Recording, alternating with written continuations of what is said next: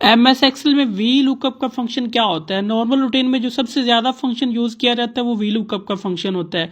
हम सभी चाहते हैं वी लुकअप का फंक्शन यूज़ करें और इसको सीखें कि ये किस तरह से वर्क करता है। तो मैं यहाँ पे आपको ये डिस्कस करूँगा किस तरह से आप इसको आसान वर्ड में यूज़ कर सकते हैं।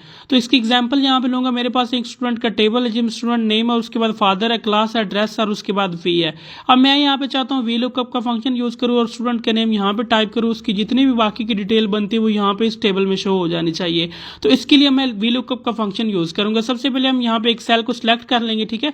अगर आप यहाँ पे स्टूडेंट की जगह फंक्शन अप्लाई करना चाह रहे हैं, स्टूडेंट नेम लिखें, उसके बाद जो बाकी की डिटेल बनती है वो शो करवाना चाह रहे हैं, तो हम स्टूडेंट के बाद वाला जो सेल होगा इसको आप सिलेक्ट कर लेंगे, ठीक है। और उसके बाद आप फार्मूला बार में आ जाएंगे, इज इक्वल टू लिखेंगे और उसके बाद आपने यहाँ पे सिंपल वी लुकअप लिख देना है।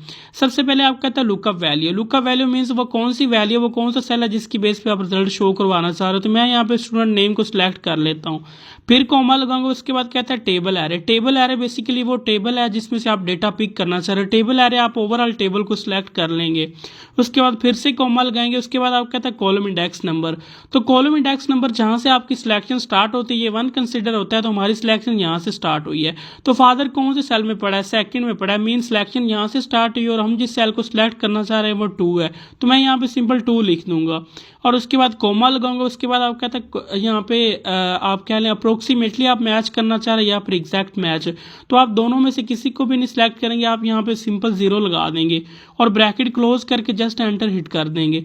अब यहाँ पे देखिए कुछ इस तरह से आपके पास इंटरफेस आ गया। हम यहाँ पे कोई भी नेम सेलेक्ट करते हैं, तो मैं यहाँ पे एक नेम सेलेक्ट कर लेता हूँ, ठीक है। अब यहाँ पे ऊपर मैंने नेम एक सेलेक्ट किया, कंट्रोल सी से कॉपी किया और इधर आके मैं इसको कंट्रोल वी कर देता हूँ।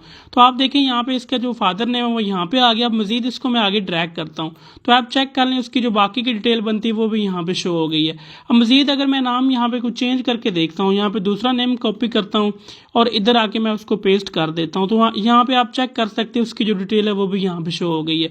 मजीद ऐसी टिप्स के लिए अकाउंट को लाजमी फॉलो कीजिएगा। फुल वीडियोज़ के लिए बायो में यूट्यूब चैनल का लिंक दिया हुआ, चैनल को भी लाजमी सब्सक्राइब कीजिएगा। मिलती है नेक्स्ट वीडियो में।